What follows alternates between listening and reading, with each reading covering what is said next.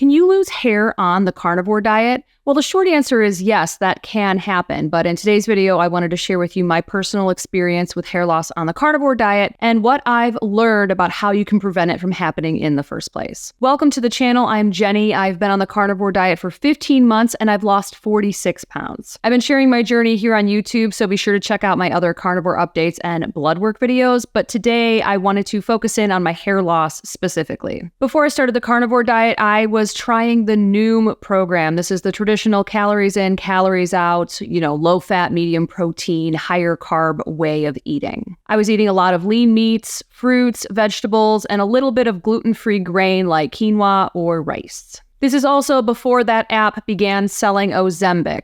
So it's kind of funny, their weight loss program doesn't work, so let's just inject everybody with a magic shot. I feel like it's a commentary on their program in general, but I digress. I only lost 22 pounds in a little less than a year. It was really slow going and it was really hard for me to stay consistent on that diet. So in frustration, I decided to try the carnivore diet. My husband had been badgering me to try it for like 6 months, and finally I binge watched a bunch of Dr. Ken Berry's videos. I got the gist of it and I started carnivore at the end of December 2022. My first 6 weeks on carnivore were rough. I had keto flu for that entire time, mostly expressing itself in extreme fatigue and light diarrhea. I think a lot of that was due to the relatively high carb diet that I was consuming. And granted, a lot of that was fruits and vegetables, the little bit of gluten-free grain, but I was probably consuming at least 200 to 300 grams of carbs per day. And that's a lot to then go to virtually 0 carbs per day.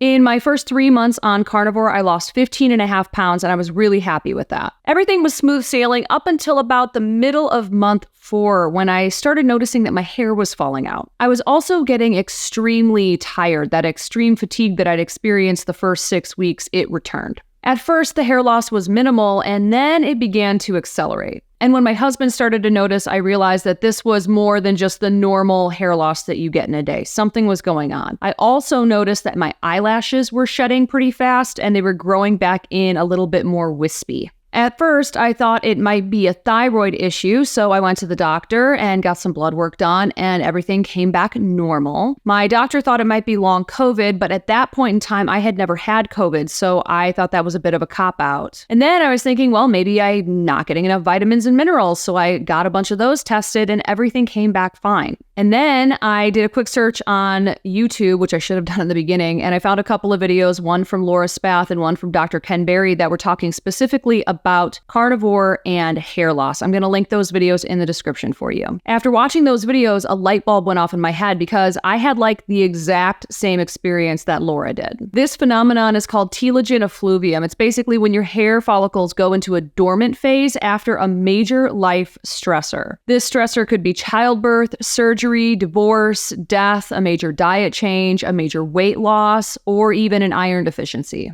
There's a lot of different things that can cause this extreme stress to your body. And we know for me, I had changed my diet drastically and I'd lost a large amount of weight in the first 3 months. 15.5 pounds is a lot of weight for me. So I think that's what triggered my hair loss. From month 4.5 to around month 6.5, I think I lost between 20 to 30% of my hair. It got really thin, especially in the left temple area. Now, from watching these videos from Dr. Ken Berry and from Laura Spath, I learned that not getting enough protein can exacerbate telogen effluvium. Your hair is a protein, and if you're not consuming enough in your diet, your body is going to prioritize keeping you alive, keeping your organs healthy and all that stuff. And it's going to deprioritize fingernail and hair growth. Now, I had assumed since I was eating a carnivore diet that I was getting enough protein, but I went back and I checked my FitnessPal, food diary, and there were some days I was getting 70 grams of protein, 90 grams of protein. It was always like under 100 grams of protein per day consistently, and that's just not enough protein for a person of my size. So I increased my protein to a minimum of 130 grams per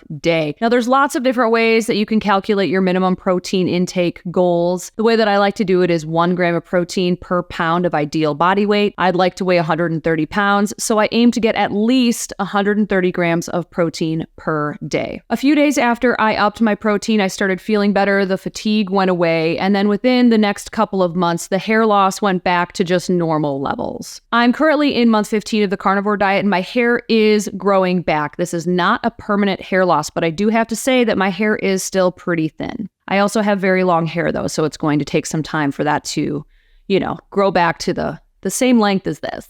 And I know a few people out there are going to be like, well, then don't do the carnivore diet, demonize the carnivore diet. And it's not just the carnivore diet that can cause this telogen effluvium. This can happen with any kind of major life stressor. This can happen with other diets. If you go from eating a standard American diet to eating a vegan diet, this could happen to you. It's just an extreme stress to the body is the main cause of it. It's not just carnivore that can cause telogen effluvium. This also happens a lot with people that have gastric bypass surgery, so much so that they talk about it in the brochures that you get when you're preparing for surgery. So, what can you do to prevent this from happening in the first place? Well, I think for me, if I had eased into the carnivore diet instead of going cold turkey, that would have been less of a shock to the system. I also think that if I'd been hitting my minimum protein goals from the very beginning, it probably would have either stopped this from happening or it would have slowed down the process. My advice, if you are starting carnivore today, is make sure you are hitting a minimum protein goal per day. And if you're coming from a really high carb way of eating and you want to transition over to carnivore, I strongly suggest you start by ramping your carbs down slowly. First, get your carbs down to 100 grams per day,